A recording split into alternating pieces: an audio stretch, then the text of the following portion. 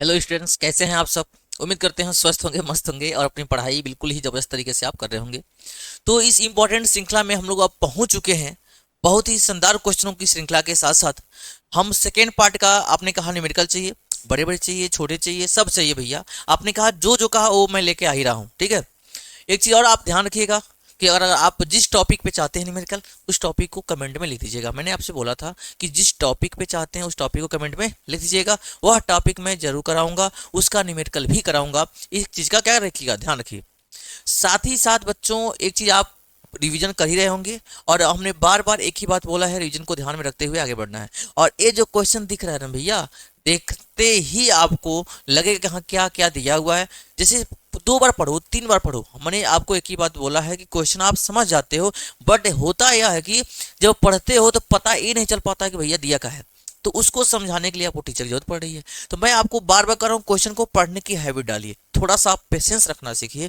जैसे ही पेशेंस रख के पढ़ना सीखेंगे, एक बार पढ़ेंगे, दो बार पढ़ेंगे, तीन बार पढ़ेंगे, एक बार वो अच्छे से क्वेश्चन समझ में आ जाएगा। तो क्वेश्चन क्या दिया हुआ है, क्या पूछा हुआ है, ये जान गए ना, उसके बाद का आपका 90% क्वेश्चन सॉल्व हो गया।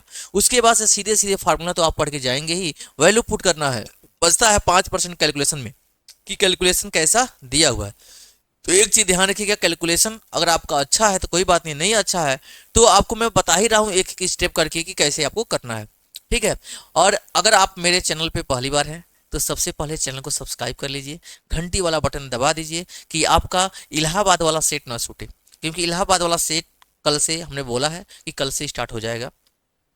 सारी चीजें उसको देना स्टार्ट किया जाएगा कि जो एग्जाम में हुबहू छपने वाले हैं, ठीक है। तो आप जुड़े रहिए। और जुड़े कैसे रहेंगे भैया, जब लगातार हमने बोला कि भाई जब घंटिया वाला बटन दबाओगे तभी तो नोटिफिकेशन मिलेगा, सब्सक्राइब किए रहोगे तो नहीं तो भैया हो सकता है स्किप कर जाओ और बाद में पछताओ कि हमने इसको नहीं किया। तो पछताने की जरूरत नहीं है। पहले ही मैथ का आपको लगातार मिल ही रहा है और फिजिक्स की वर्षा होने वाली है, तो उस वर्षा के बूंदे के लिए आप तैयार रहें, तरसिए नहीं, आने वाला है। तो उससे पहले ये आज का लास्ट सीरीज है, जितना मैंने क्वेश्चन कराया है उसमें से आज जितना क्वेश्चन है आज करा दूंगा।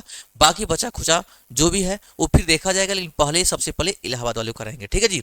तो चलते हैं आज के जो सेशन है, इसमें क्वेश्चन स्क्रीन पर दिख रहा है, क्रांति कोण की परिभाषा दीजिए। पानी तथा कांच के अपवर्तनांक क्रमशः दिश दिश दिया हुआ है। कांच से पानी पर आपतित प्रकाश किरण के लिए क्रांति कोण, कांच से कहा जा रहा है पानी पर आपतित हो रहा है, उसके लिए मुझे पूछ रहा है क्रांति कोण सी की वैल्यू हमसे पूछ रहा है। तो भाई ध्यान से सुनो, सबसे पहले पूछा है क्रांति कोण। तो क्रांति कोण की परिभाषा क्या जानते हो भाई, क्रांति कोण की परिभाषा क्या जानते हो, क्रांति कोण की परिभाषा क्या जानते हो।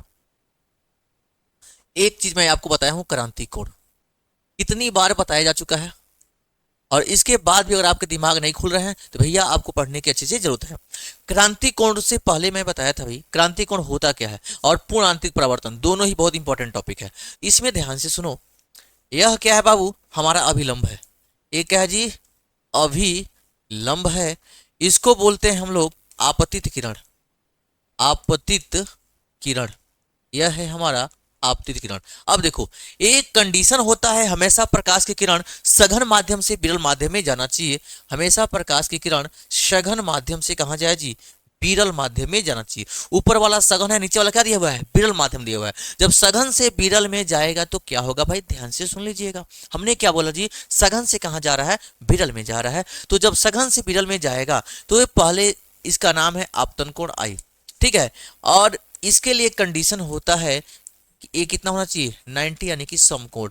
कई जगह 90 का बलाव क्या लिख सकता है, समकोण लिख सकता है भैया। तो ये होता है समकोण। तो यह जो आई है यही हो जाता है सी। आई क्या हो जाता है जी, सी।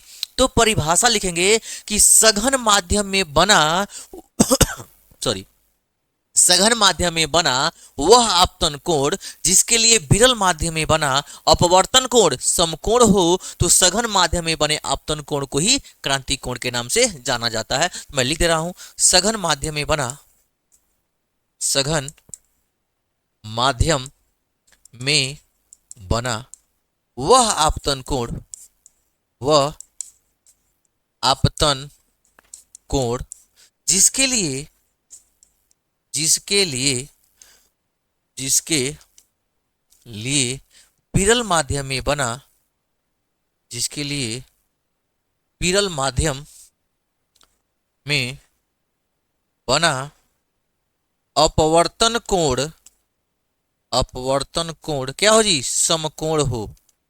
अपवर्तन कोण समकोण यानी क्या हो, 90 डिग्री हो, समकोण हो हो तो सघन माध्यम में बने, तो सघन माध्यम में बने, सघन माध्यम में बने आपतन कोण को ही, बने आपतन कोण को ही क्रांतिक कोण, क्रांति मूवी देखी हो ना भैया, वह क्रांति कोण के नाम से जानते हैं, क्रांति कोण के नाम से जानते हैं।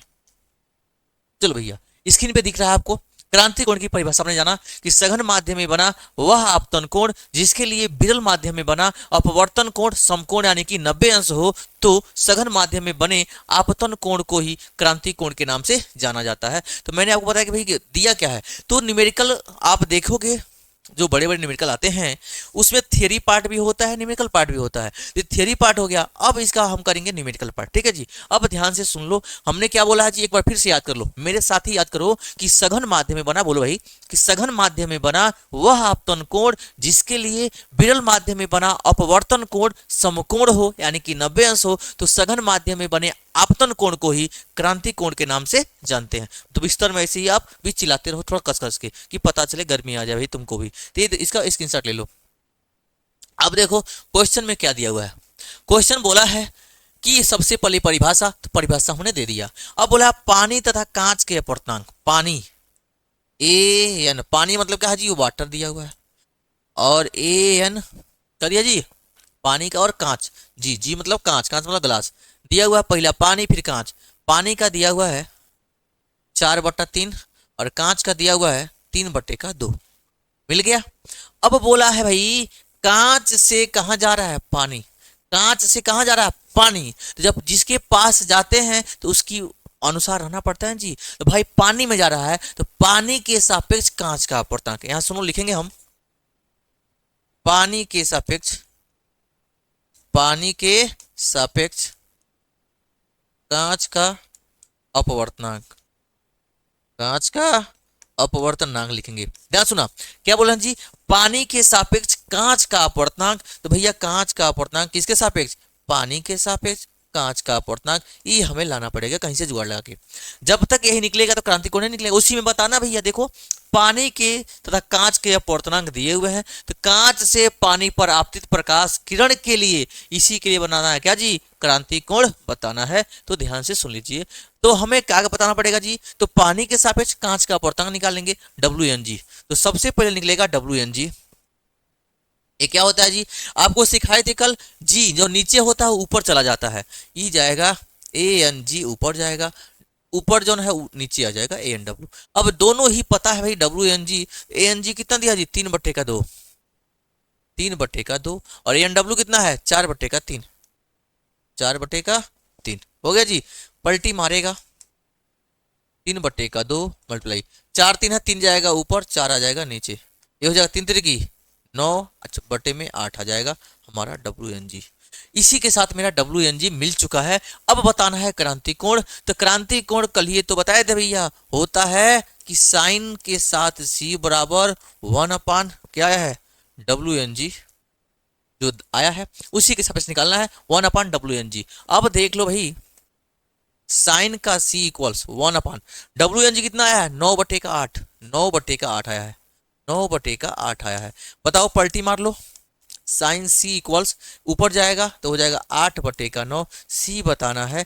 ये देखो ऊपर जब भी साइन जाएगा तो मैथ वाले समझ जाते हैं कि साइन का इनवर्स हो जाता है, बाय वाले समझ जाएंगे नीचे जाएगा तो 1/sin, जैसे यहाँ साइन और C है मान लो मल्टीप्लाई हुआ है, इधर जाएगा तो 1 में साइन होगा। आपको पता है जब ऊपर लिखते हैं तो माइनस का 1 लिखते हैं भैया, ऊपर लिखेंगे तो माइनस का 1 लिखते हैं, तो ठीक उसी प्रकार हो जाएगा साइन इनवर्स 8/9, यही हमारा आंसर है।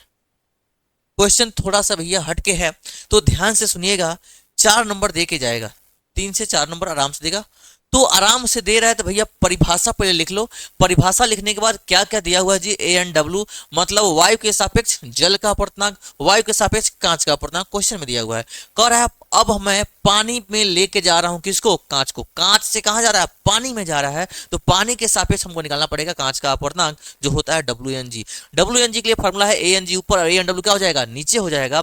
अब ANG यहां से रखेंगे 3/2 और ANW है 4/3। 3/2 भाग के जगह गुणा, ये हो जाएगा 3/4। 3 3 9 और 4 2 8, 9/का क्या हो जाएगा, 8 हो जाएगा WNG। अब यहाँ देखो साइन सी होगा 1 का WNG, उसी में बताना है, उसी के लिए तो साइन सी हो जाएगा 1 WNG कितना है 9/8, रख लेना 9/8। पलटी मारेगा 8/9 हो जाएगा, ये हो गया 8/9। सी बताना है तो साइन इनवर्स का 8/9। ये रहा आपके क्वेश्चन का सोल्यूशन। ठीक है, उम्मीद करते हैं आपको समझ में आ रहा है। और एक चीज और मैंने बोला भी है कि आपसे बार बार कि जो टॉपिक आप चाहते हो भैया वह टॉपिक आप कमेंट करो, वह टॉपिक मैं कंप्लीट जरूर कराऊंगा, तो इसका स्क्रीनशॉट ले लीजिए। ठीक है, अब देखिए इसके बाद का न्यूमेरिकल क्या दिया है, उल्टे चल रहे हैं आज, खत्म करना भी। √3 अपवर्तनांक वाले माध्यम में अपवर्तन कोण ज्ञात कीजिए जबकि आपतन कोण 60 अंश है। एक क्वेश्चन लाइट का है, किसका बाबू, लाइट का है। लाइट का क्वेश्चन मैं करा रहा हूं क्योंकि आपने कहा कमेंट में सर लाइट यानी सेकेंड पार्ट वाला न्यूमेरिकल नहीं आ रहा है कि, तो इसलिए मैं यही पोर्शन ही करा रहा हूं। तो ये सेकेंड पोर्शन का भी देखिएगा। बोला है √3 अपवर्तनांक, अपवर्तनांक मतलब क्या दिया है जी, सबसे पहले दिया है लिखोगे, क्या लिखोगे जी, दिया है। क्वेश्चन में जो जो दिया है उसको लिख लो। अपवर्तनांक दिया है जी, अपवर्तनांक दिया है जी √3, इसका कोई मात्रक नहीं होता है। आपतन कोण I, आपतन कोण I दिया है 60 अंश, अपवर्तन कोण पूछ रहा है R हमसे पूछ रहा है। ठीक है, आपसे को बताया गया स्नेल का नियम, स्नेल के नियम से, स्नेल्स लॉ क्या बताया जी, n = sin I upon sin R। ये 10th में भी पढ़े हो, इंटर में भी पढ़ रहे हो। n दिया है √3, ए हो जाएगा साइन, I दिया है 60 अंश और ये हो जाएगा साइन का R। कोई दिक्कत। अब मुझे यही बताना है, अब मैं आपसे पूछूं साइन 60 अंश का मान क्या होता है। ये देखो ए चला जाएगा यहाँ साइन का R, ध्यान सुनना, ए गया इसके पास इनटू में, ए क्या दिया जी √3 = साइन में 60 किलो हो जाएगी √3/2। मैं लिख दे रहा हूं साइन 60 की वैल्यू होती है √3/2, वही लाके मैं पुट किया हूं √3/2। अब बताओ √3 से क्या कटेगा, √3 कट जाएगा, खत्म। इधर बचेगा साइन का R, साइन का R, उधर क्या बचेगा √3 से √3 कटा यहाँ 1 टाइम तो 1/2।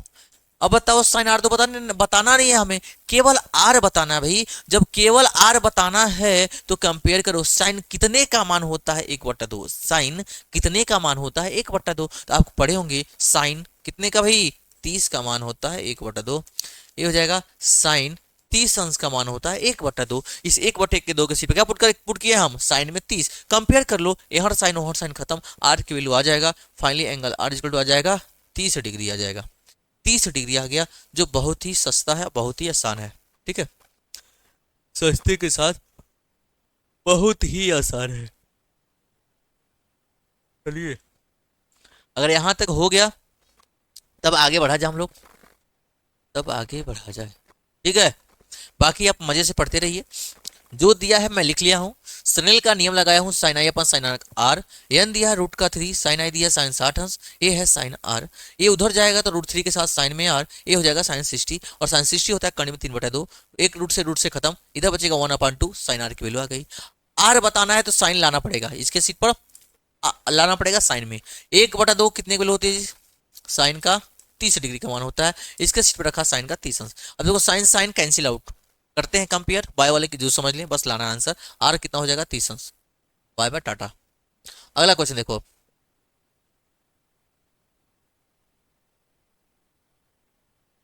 हाँ, एक छोटा सा एमसीक्यू, फोटान का संवेग होता है, फोटान का संवेग, ठीक है। चलिए बताइए कि फोटान का संवेग कितना होता है। उम्मीद करते हैं आप बताएंगे क्योंकि चलिए ठीक है, अब देख रहे हैं यहां से फोटान की ऊर्जा भी पढ़े हैं आप, फोटान की ऊर्जा कितनी होती है ये भी मैं आपको बता दिया हूं। फोटान की ऊर्जा देखना, फोटान की ऊर्जा में बताया था जो आता है ई बराबर क्या होता है, h न्यू होता है, लेकिन यहाँ पूछा है फोटान का संवेग। जो फोटान का संवेग होता है P इक्वल टू ई अपान का सी, क्या होता है? P इक्वल टू ई अपान का सी संवेग होता है, फॉर्मूला पढ़ा है हम। P इक्वल टू होता है ई की सीट पर एच न्यू अपान का सी, एच न्यू अपान का सी होता है, ये फोटान का संवेग है। ध्यान से सुनिएगा, क्वेश्चन पूछा है हमसे, ऊर्जा नहीं पूछा हुआ है। अगर हमसे ऊर्जा पूछता तो एच न्यू दिया कहीं ए वाला होता, बी नंबर हो जाता। अगर हमसे ऊर्जा पूछता तो क्या होता है? बी वाला एच न्यू।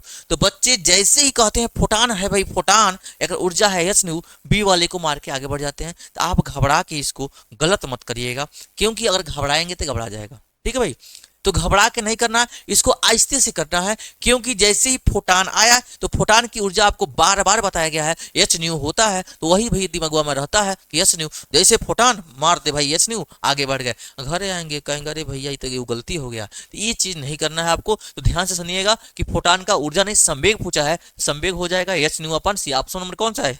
सी वाला।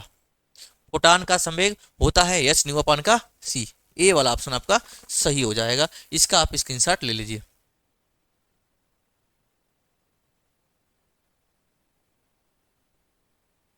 देखो यहां से दो तरंगों की तीव्रताओं का अनुपात 1:9 है। 1 क्या दिया जी? 9 है।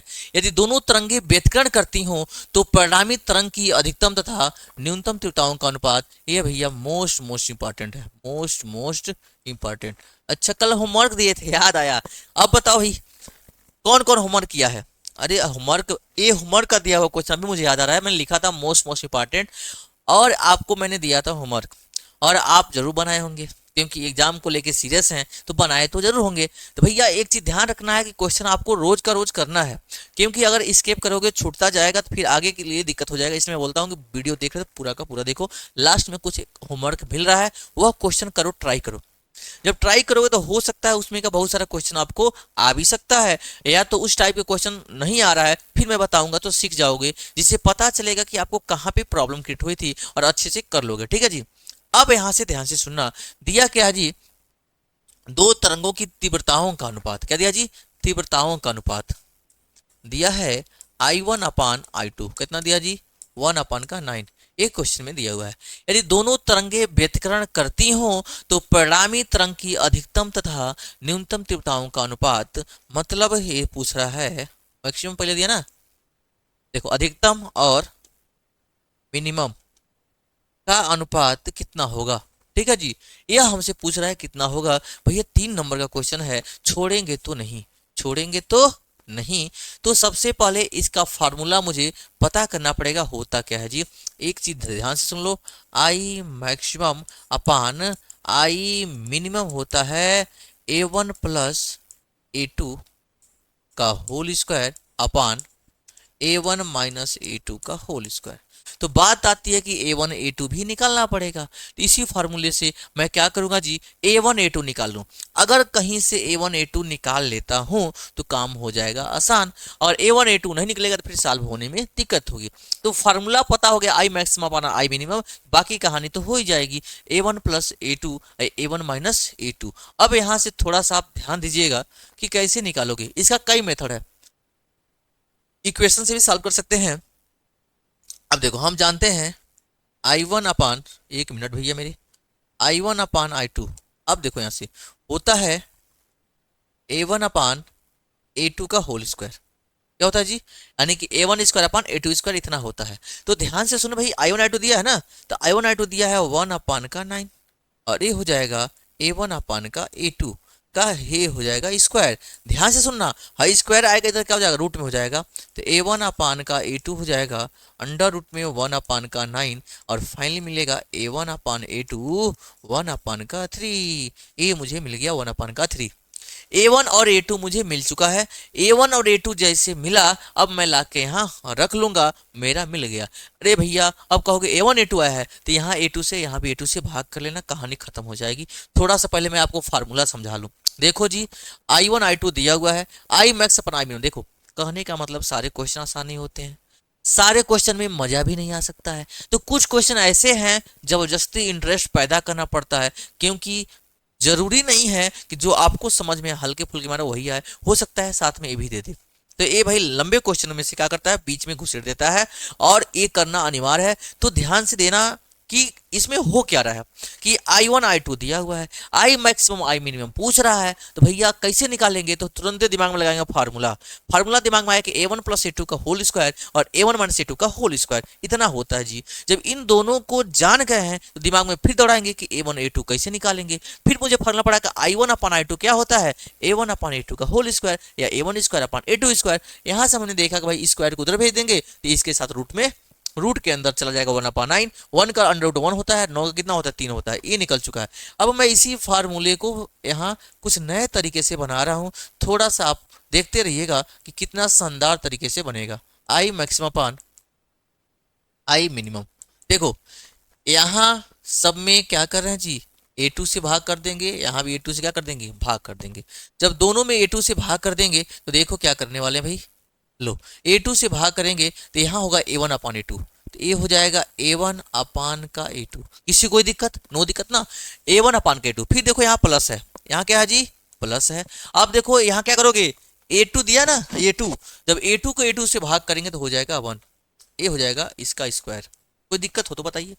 सेम टू सेम वही यहाँ करेंगे तो हो जाएगा A1 अपान A2, A1 अपान A2, फिर माइनस A2 से भाग करें क्या हो जाएगा जी, खत्म हो जाएगा, माइनस ये हो जाएगा 1, इसका हो जाएगा स्क्वायर। अब सारी कथा कहानी खत्म, सीधे आ जाओ मुद्दे पर, सीधे आ जाओ भाई मुद्दे पर।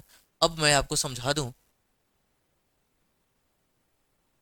ये लो इतना में हो जाएगा, इतना में हो जाएगा जी। अब देखो यहाँ से ये हो जाएगा I maximum upon I minimum. अब ध्यान से सुनना क्या करना है, A1 अपान A2 क्वेश्चन कितना दिया, 1/3, सीधे सीधे लाके यहाँ बैठा देना, सीधे सीधे इसकी लाके बैठा दो तो ये हो जाएगा 1/3 प्लस का 1, ये हो जाएगा होल स्क्वायर, नीचे हो जाएगा 1/3 माइनस का 1 का होल स्क्वायर। सॉल्व करते हैं जी, एक 3 कने 3 1 4, 4/3, उसके नीचे एक 3 कने 3, 3 कने 3, 1 माइनस 3 हो जाएगा माइनस का 2/3। दोनों पे स्क्वायर है, हम सोचेंगे भैया इकट्ठे स्क्वायर लगाते, लंबा वाला स्क्वायर लग गया, कोई खत्म। अब ध्यान से सुनना, हो जाएगा ये 4/3, 3 से कटेगा, इस 3 से इस 3 को काट देंगे। अब 2 कने 2 और 2 दूनी 4, तो भैया हो जाएगा ऊपरा हो जाएगा 2, नीचा हो जाएगा माइनस के 1 का स्क्वायर। फाइनली आंसर आने वाले है 2 का स्क्वायर हो जाएगा 4, माइनस 1 का स्क्वायर हो जाएगा 1, यानी कि हमारा आंसर क्या मिल गया भाई, I maximum upon I minimum आ गया 4/1, यानी कि 4:1। बहुत ही शानदार क्वेश्चन था, एक बार इसको जोरदार तरीके से देख लीजिए, एक बार पहले इसको देख लीजिए तो फिर हम बताते हैं, ठीक है। एक बार देखिए इसको, बहुत शानदार क्वेश्चन है, पहले एक बार इसको देख लीजिए अच्छे से कि क्या दिया है क्वेश्चन। क्वेश्चन को पढ़िए एक बार प्यार से, फिर देखिए मैं क्या क्या किया हूं, कैसे इसका आंसर निकल के आया हुआ है। तो फिर आप बताइए कि कहाँ आपको दिक्कत है, जहां आपको दिक्कत होगी वहां मैं फिर से बताऊंगा आपको, ठीक है। चलो ध्यान से सुनिए, एक बार फिर बता रहा हूं। क्वेश्चन में बोला है कि दो तरंगों की तीव्रताओं का अनुपात I1 I2 दिया, सॉरी हेलो, देखे बताते नहीं हो मेरे रसूले तुम लोग, ठीक है।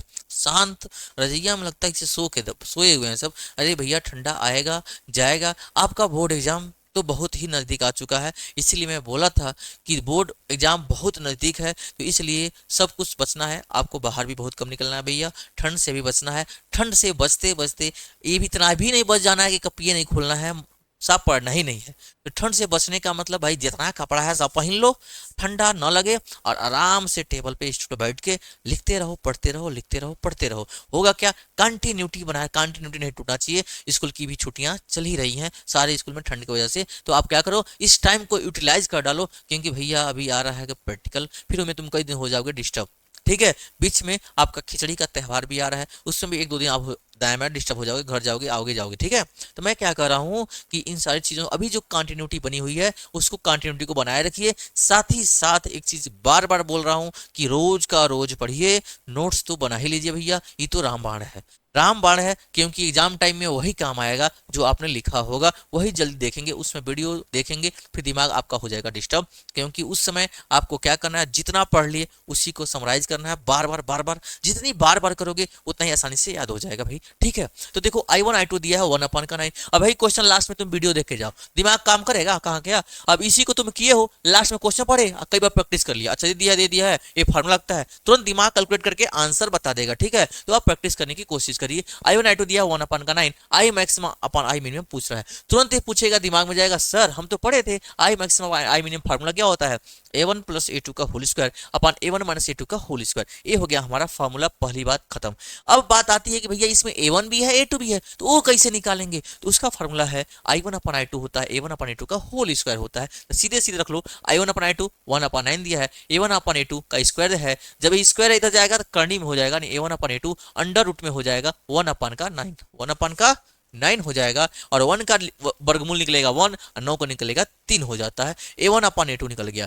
अब A1/A2 जैसे निकला तो हम भी दिमाग लगाए भैया, हई फार्मूलों में वही चला ले A1/A2, तो यहाँ 2 यहाँ 2, A2 से भाग कर लिया, जैसे ही भाग करे हैं यहाँ A1/A2 और A2 कैंसिल होकर 1 आ गया, ठीक वहां भी A1/A2 माइनस का 1। अब दोनों वैल्यू ला के रख ली हैं, देखो यहाँ 3 1 3 1 4 दिख रहा ना, 3 1 3 1 क्या हो गया है 4 बटे में 3 का, और नीचे क्या है 3 1 3 1 1 - 3 माइनस का 2 बटे में 3, सबका इकट्ठे, यहाँ भी स्क्वायर यहाँ भी स्क्वायर, एक साथ स्क्वायर कर लिए हैं। देखो 3 से कटेगा 3, 2 1 2 2 2 4, ऊपर 2 नीचे -1, 2 बटे में -1 का होल स्क्वायर, 2 का स्क्वायर 4 -1 का स्क्वायर 1, मिल गया I max upon I minimum 4/1। उम्मीद करते हैं समझ में आया होगा। अब चलते हैं नेक्स्ट क्वेश्चन पे। इसका फोटो ले लीजिए। अब देखो, हेलो ये लो क्वेश्चन बहुत ही लाजवाब है। निर्वात में किसी प्रकाश की तरंग दिया हुआ है, कहा जी निर्वात में दिया भाई, मतलब वायु में दिया है, वायु या निर्वात, लैम्डा निर्वात, ठीक है। दिया हुआ क्वेश्चन में प्रकाश की तरंग दैर्घ्य 6400 एंगस्ट्रॉम है, 6400 एंगस्ट्रॉम है। जल में इसकी तरंग दैर्घ्य की गणना करिए, लैम्डा वाटर यानी कि जल में बताना है, क्या बताना है जी, हमसे पूछा हुआ है जल का निरपेक्ष अपवर्तनांक n दिया हुआ है, कितना दिया जी 4/3, ठीक है। फार्मूला क्या होता है जी, चूंकि हम जानते हैं n बराबर लैम्डा वायु, वायु या निर्वात अपान लैम्डा मीडियम जल लेना, सीधे सीधे फॉर्मूला रख देना है, यानी लैम्डा वायु अपान लैम्डा किसी भी मीडियम, वाटर में दिया हुआ है वहां ग्लास में भी दे देगा, जो देगा हम रख लेंगे। एन कितना दिया जी 4/3, सिर्फ लैम्डा जल यहाँ पुट कर लेंगे, lambda water equal to lambda air या वैक्यूम अपान का एन, तो लैम्डा एयर कितना दिया है जी 6400 एंगस्ट्रॉम, 6400 एंगस्ट्रॉम, एक एंगस्ट्रॉम में होता है 10⁻⁻10 का मीटर अपान एन कितना दिया जी 4/3, 4/3। अब ध्यान से सुनो, तो ये एंगस्ट्रॉम में आएगा तो एंगस्ट्रॉम में लिख लेना, मीटर में आएगा तो मीटर में कर लेना, यहां से ध्यान से सुन लेना। अब ये कैसे करोगे जी, यहां करते हैं, एक क्या देखो क्या करोगे, यहाँ 4/3 है, 3 चला जाएगा ऊपर और 4 आ जाएगा नीचे, और यही हो जाएगा 6400 गुणे 10⁻⁻10 मीटर में। अब देखो 4 1 4, 4 1 4, 4 6 24, ये हो गया, कोई दिक्कत। अब देखो 1 मिनट भैया, ठीक है, और 16 यहाँ कितना हो जाएगा ही 48, 16 यहाँ कितना हो जाएगा जी 48, ठीक है। अब देखो यहाँ से 48, 16 यहाँ 48 हो जाएगा, कहोगे तो स्टेप बढ़ा देंगे, 16 यहाँ 48 भैया बढ़ा ही दे रहे हैं, बढ़िया। फिर कहोगे सर इतना फास्ट कराएंगे तो हम लोग घबरा जाएंगे, 10⁻⁻10 मीटर। देखना आंसर किसमें लिखना, 16 यहाँ हो जाएगा 48, 48 हो, एक क्या है एंगस्ट्रॉम, आंसर हो जाएगा। बहुत ही आसान क्वेश्चन था, बहुत ही आसान क्वेश्चन था। एक मिनट भी, चलो, बहुत ही यह आसान क्वेश्चन था। एक बार फिर मैं समझा दूं, एक बार फिर बता दूं, बोला है निर्वात में किसी प्रकाश की तरंग दैर्घ्य 6400 एंगस्ट्रॉम है, बोला है 6400 एंगस्ट्रॉम, कहां दिया है निर्वात में, निर्वात में बोले चाहे एयर में बोले बात बराबर है, 6400 दिया है। लैम्डा कह रहा है जल के अंदर कितना होगा उसका तरंग दैर्घ्य, जल का निरपेक्ष अपवर्तनांक दिया है 4/3, ये क्वेश्चन में दिया हुआ है, ये क्वेश्चन में इतना सब दिया हुआ है। हम बोले एन बराबर होता है लैम्डा वायु या निर्वात में अपान लैम्डा जल में या किसी भी माध्यम में, या यहाँ किसी भी माध्यम का दिया हो, यानी लैम्डा वैक्यूम अपान लैम्डा एनी मीडियम का जो रेशियो होता है वही होता है रिफ्रैक्टिव इंडेक्स, या लैम्डा 1 अपान लैम्डा 2 लिखते हैं बच्चे। तो लैम्डा वाटर हो जाएगा, इसको यहाँ भेज दिए हैं और इसको यहाँ ला दिए हैं। लैम्डा एयर अपान क्या हो जाएगा यानी लैम्डा एयर दिया 6400 एंगस्ट्राम, सीधे सीधे एंगस्ट्राम को मीटर में नहीं करते थे, आंसर सीधे एंगस्ट्राम आ जाएगा, कोई दिक्कत नहीं है। हमने बता दिया एंगस्ट्राम होता है 10 की पावर -10 मीटर आपको समझाने के लिए, ठीक है। फिर लास्ट में लिख दिया है। अब 4/3 है तो क्या हो जाएगा 3/4, 3 जाएगा ऊपर 4 आ जाएगा नीचे। 16 कितना है 6400 दिया हुआ है एंगस्ट्राम 10 की पावर -10, 4 से काटेंगे 16 चौको 64, 1600 हो जाएगा। 16 3 48 4800, इसके सीट का लिखेंगे एंगस्ट्राम। ये रहा हमारा वाटर में, ये रहा हमारा वाटर में। उम्मीद करते हैं आपको समझ में आया होगा। तो इसका स्क्रीनशॉट ले लीजिए, सबसे पहले इसका स्क्रीनशॉट ले लीजिए तब बताते हैं। हो गया। इसके बाद का क्वेश्चन देखिए, अब इसके बाद का क्वेश्चन क्या दिया भाई, इसके बाद ले लो, फोटान की ऊर्जा तथा संवेग में संबंध लिखिए। ये 1 नंबर में आएगा, बस संवेग लिख देना। मान लेते हो फोटान को, अभी इसको इसके पहले बताए हैं, माना फोटान की ऊर्जा E व संवेग P है, तो हम क्या पढ़े हैं जी, P बराबर होता है एच न्यू अपान सी। बताए हैं कि नहीं बताए बाबू, P बराबर होता है एच न्यू अपान का सी। अभी जस्ट पहले एक क्वेश्चन आया था वही बताए थे एमसीक्यू वाला। तो P बराबर होता है एच न्यू अपान सी। एच न्यू क्या है, एनर्जी है। एनर्जी किस लिए लिखेंगे हम लोग, ई से। तो यहाँ लोग चूंकि ई एनर्जी है, वो क्या होता है जी एच न्यू, तो हो जाएगा P इक्वल टू इसके सीट पर ई अपान का सी। 1 नंबर का क्वेश्चन है, फ्री का क्वेश्चन है। देखो कहीं जाने की जरूरत नहीं है। माना फोटान की ऊर्जा ई है, संवेग P है, तो P बराबर होता है एच न्यू अपान का सी होता है। अब एच न्यू क्या है भाई, ऊर्जा है, इसके सीट पर लिख लो ई। ई अपान में क्या हो जाएगा जी सी। P बराबर होगा ई अपान में सी। ई हमारा ऊर्जा है, सी प्रकाश की चाल है, P हमारा संवेग है। लिख दें, ई क्या है ऊर्जा है, सी क्या है जी प्रकाश की चाल है, और P क्या है जी संवेग है। P क्या है संवेग है। तो बहुत छोटा सा जब भी पूछे ना तो बस फार्मूला लिख लो 1 नंबर में, और उसके बारे में एक एक चीज आप लिख करके दिखा देना, ठीक है जी। इसका भी स्क्रीनशॉट ले लीजिए। अगला क्वेश्चन देखते हैं क्या दिया है। अगला क्वेश्चन क्या दिया हुआ है, हाँ 12.8 मेगा इलेक्ट्रॉन वोल्ट ऊर्जा वाले न्यूट्रॉन की डी ब्रोगली तरंग दैर्ध्य की गणना कीजिए। डी ब्रोगली तरंग दैर्ध्य की गणना करना है। डी ब्रोगली तरंग लैम्डा हमें बताना है। दिया है ऊर्जा वाले न्यूट्रॉन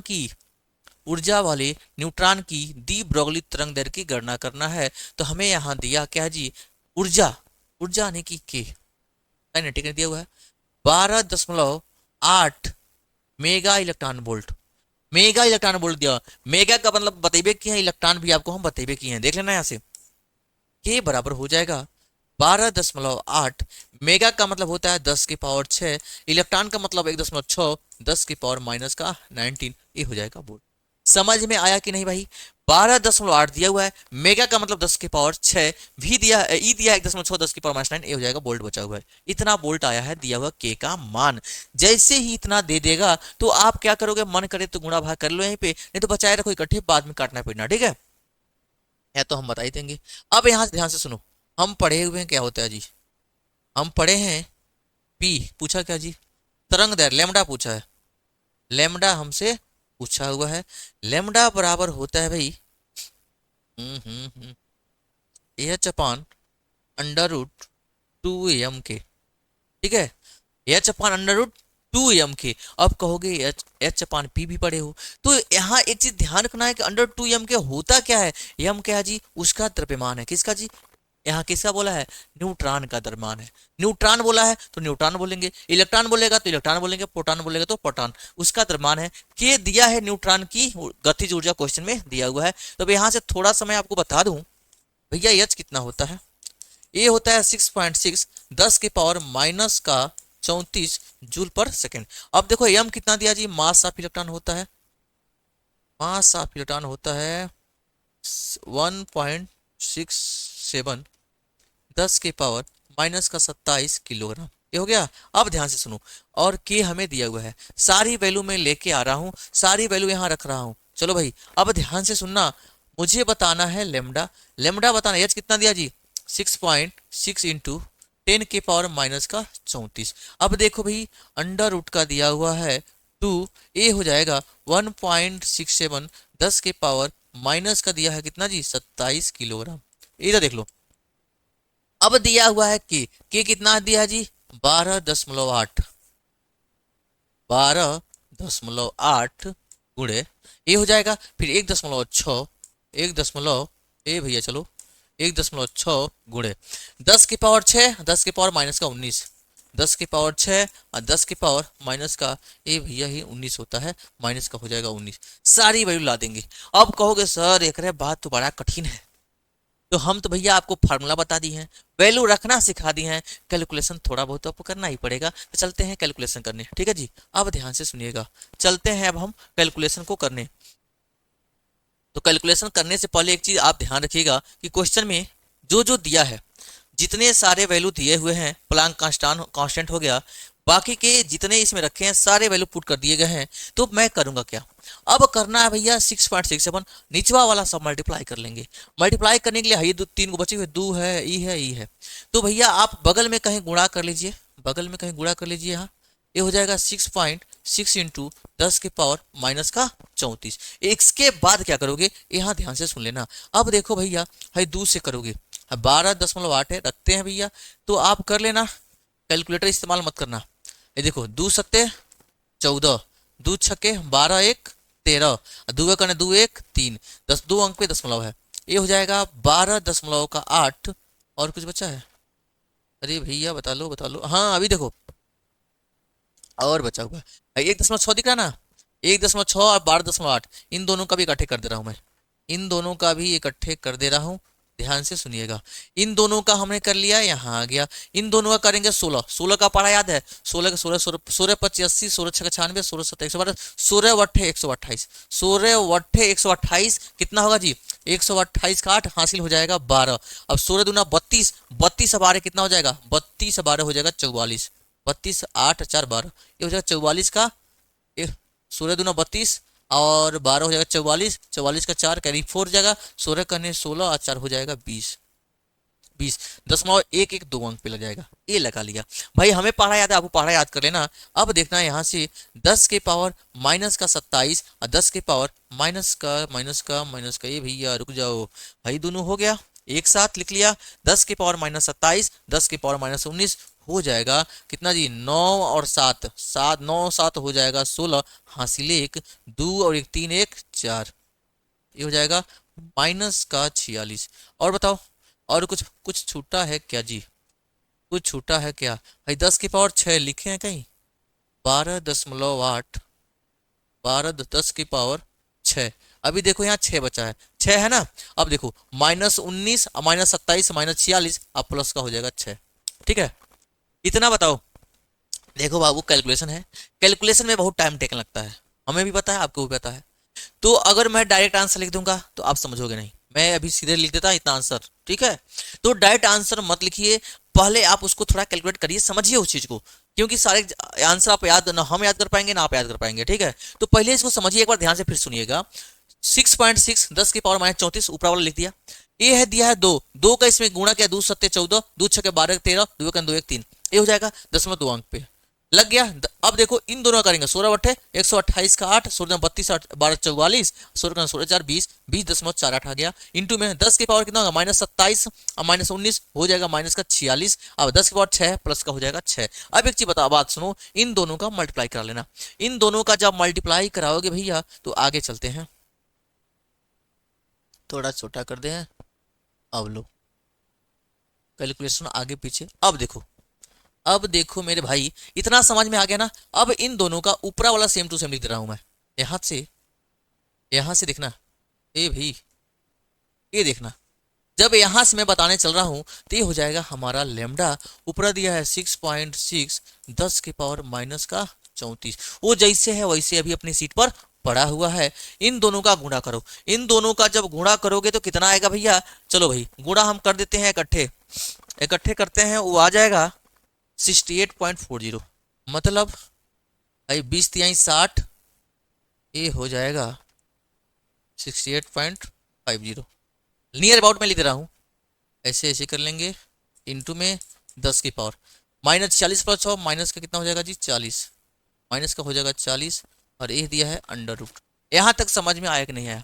जिनको दिक्कत है भैया यहाँ मल्टीप्लाई कर लेंगे, यहाँ मल्टीप्लाई करके दिखा देंगे उनको हम 20.48 गुणे 3.34। ठीक है, बैठ के गुणा करना आपके लिए होमवर्क है और इसको क्या करना चेक करना कि कितना आ रहा है। अब देखो इसका निकालना है क्या जी, अब हमें निकालना है इसका वर्गमूल। वर्गमूल निकालना है तो 7 का 6 का किसका होगा भाई? तो मैं क्या करता हूं यहाँ किसी एक का बनाता हूं। अगर बताना ही है इसको तो वर्गमूल कैसे निकालोगे, तो आपको मैं सिखाया हूं वर्गमूल निकालना। ये 5 0 दिया हुआ है तो आप ऐसे वर्गमूल निकालते हो, तो फिर भैया आपको लगेगा बड़ा टाइम, आपको लगेगा बहुत ज्यादा टाइम लगेगा, जिसके लिए आपके पास उतना समय रहेगा नहीं कि बैठ के वर्गमूल निकालो। तो क्या करोगे, हर जगह नियरेस्ट ही लेके चल चलना, नियरेस्ट ही लेके चल चलना, जितना आएगा तब आप बताना कि कितना होगा। भाई एक चीज मैं बता दूं यहाँ से, यह 6.6 है अपने सीट पर, कोई दिक्कत नहीं है। 10 की पावर ए है माइनस का 34। अब देखो अंडर रूट में दिया हुआ है 68.50, तो 64 8 का कितना होता है जी 64 होता है ना, 8 का होता है 64, 9 का होता है 81, 8 हटाएं 64, ये होता है मतलब 8 पॉइंट समथिंग आएगा, 8 पॉइंट समथिंग आएगा। मैं आपको वैसे बता रहा हूँ कि 8 का स्क्वायर 64, 64 से ज्यादा है 4। ठीक है, तो हम बता दें एक्स्ट्रा जितना हो रहा है 8 पॉइंट समथिंग आएगा यहाँ, इनटू में देखो ये 10 के पावर माइनस का 40 है, ये हो जाएगा माइनस का 20। ठीक है, अब ये 8 पॉइंट समथिंग आएगा तो 8 8.5 आ जाए, तो इसको करोगे क्या बाबू, तो 8 सते 56, 8 सते 8 हटाई 64, ये कितना दिया है 8 पढ़ते तो 8 हटाई 64 आ जाता, लेकिन ये 0 पॉइंट जब इसको करोगे तो एक में जाएगा नहीं, ये 0 पॉइंट लगभग आ रहा है मेरा 79 इंटू 10 के पावर माइनस का 34। ये देखो ऊपर जाएगा, जब ऊपर जाएगा हो जाएगा 10 के पावर प्लस का 20। अब देखना यहाँ 0.79 10 के पावर माइनस 34 प्लस 20 कितना हो जाएगा माइनस का 14। किस में आएगा आंसर, लेमडा है तो मीटर में आ जाएगा, मीटर में दिया है तो मीटर में आ जाएगा। चलो एक बार करो इसको, एक बार करो माइनस का 14, अगर एंगस्ट्राम में चाहिए तो बताइए एंगस्ट्राम में कर देंगे। ठीक है, फिर से एक बार समझाते हैं इस क्वेश्चन को। यह क्वेश्चन थोड़ा सा है भाई, थोड़ा सा है, मैं मानूंगा कैलकुलेशन है, मैं भी मानता हूं आप भी। तो कैसे करोगे, आप नियरेस्ट करके निकल जाना, वहां बैठ के खूब गुणा भाग मत करना, अगर आ रहा है तो कर लेना, नहीं तो नियरेस्ट होकर के आगे बढ़ लेना, उसी के आसपास आंसर रहता है। एक्यूरेट आंसर चेक नहीं होती है भाई। के दिया है 12.8 मेगा इलेक्ट्रॉन वोल्ट, के 12.8 गुणे 10 की पावर 6 मेगा का मतलब इलेक्ट्रॉन होता है 1.6 10 की पावर माइनस 19। लेमडा हमसे पूछा हुआ है, लेमडा बराबर एच अपन अंडर रूट में 2m के फार्मूला है भाई, एच बराबर 6.6 10 की पावर माइनस 34 जूल पर सेकंड होता है, एम दिया है 1.67, देखना है 1 पॉइंट क्या दिया हुआ है 67 10 की पावर माइनस का 27 दिया हुआ है भाई। अब देखना यहाँ से हमने फार्मूला लगाया लेमडा इक्वल टू एच रख दिया, 2 मास रख दिया 12.8 1.6 10 की पावर 6 10 की पावर माइनस 19, सबका सब रख लिया है, सबका मल्टीप्लाई करने के बाद यहाँ तक ये आया है। अब यहीं से दिक्कत पड़ी कि सर क्या निकलना है, इसका स्क्वायर रूट निकालना है। हमने कहा भाई 8 पॉइंट समथिंग आएगा, ठीक है, तो आप घबराइएगा नहीं, 8 पॉइंट समथिंग आएगा, ले लो ये 8 पॉइंट समथिंग, 8 पॉइंट हमने जगह छोड़ दिया है, कुछ आएगा तो 10 की पावर ये 40 का हो जाएगा 20, ऊपर जाएगा हो जाएगा 10 की पावर माइनस 20 प्लस 20 34 10 की पावर माइनस का 14, 10 की पावर माइनस 10 को एंगस्ट्राम लिखते हैं, आप चाहो 10 की पावर माइनस 4 लिख सकते हो और एंगस्ट्राम लिख सकते हो। अगर मैं यहाँ से आंसर लिखूं तो लेमडा इक्वल टू हो जाएगा 0.79 इंटू 10 के पावर माइनस 4 और 10 के पावर माइनस 10 अलग कर लिया, 10 की पावर माइनस 10 को बोलते हैं एंगस्ट्राम, लेमडा इक्वल टू होगा 0.79 इंटू 10 की पावर माइनस 4, ये हो जाएगा एंगस्ट्राम, इतना लिख सकते हो। एक चीज और जान लो, ये लिखेंगे 7.9 इंटू 0.1 अंक उधर गया है तो पावर क्या होता है बाबू बढ़ जाएगा, यानी कि एक तो इसमें और घटेगा जाएगा तो माइनस का 5 इधर जाएगा, गुणा भाग करना पड़ेगा तो भाग वाला जाएगा नीचे, तो 10 की पावर माइनस 1 हो जाता है। देखो जब इधर जाते हैं, जब डेसिमल इधर भागता है तो पावर क्या हो जाता है बाबू घट जाता है, जब इधर जाता है तो पावर बढ़ जाता है, इधर जा रहे हैं घट जाएगा, -4 -1 माइनस का हो जाएगा 5, ये रहा हमारा एंगस्ट्राम। एक्चुअल में आंसर ये रहेगा 7.9 10⁻⁵ का एंगस्ट्राम। क्वेश्चन तो थोड़ा सा शानदार था भैया, लेकिन क्या करिएगा, कैलकुलेशन बहुत जबरदस्त था इसमें। देख ही रहे हैं क्या क्या कैसे कैलकुलेशन करना है, ठीक है। तो उम्मीद करते हैं आपको समझ में आया होगा, नहीं आया होगा तो बताइएगा, फिर से करा देंगे। ये गुणा भाग आप करिएगा, थोड़ा करके आपके लिए होमवर्क है, सारा गुणा भाग करके आप ट्राई करेंगे, ठीक है। इसी के साथ आज का यह जो सेशन है इंपॉर्टेंट वाला, मैक्सिमम न्यूमेरिकल हमने करा दिया है। बाकी जो होगा हम अभी देखते हैं, होमवर्क दे दिया जाएगा। अगर आपसे नहीं होता है फिर बताइएगा, वो भी करा दूंगा। और कल से सेशन स्टार्ट होने वाला है भैया, जो आप चाह रहे हैं वही इलाहाबाद वाला। तो इलाहाबाद वाला हम अब स्टार्ट करने वाले हैं, एक एक क्वेश्चन वहां भी हम लोग करेंगे, ठीक है भैया। कैसा लगा वीडियो तो आप जरूर बताइएगा, और किस टॉपिक पे आप चाहते हैं ये भी जरूर बताइएगा। और जो भी चीजें हैं आप ओपनली बताइए कि हाँ यहाँ दिक्कत हो रही है, ये चीज नहीं समझ में आ रही है, उस चीज को और कोशिश किया जाएगा और अच्छे से किया जाए, ठीक है। तब तक के लिए धन्यवाद, ओके, थैंक यू।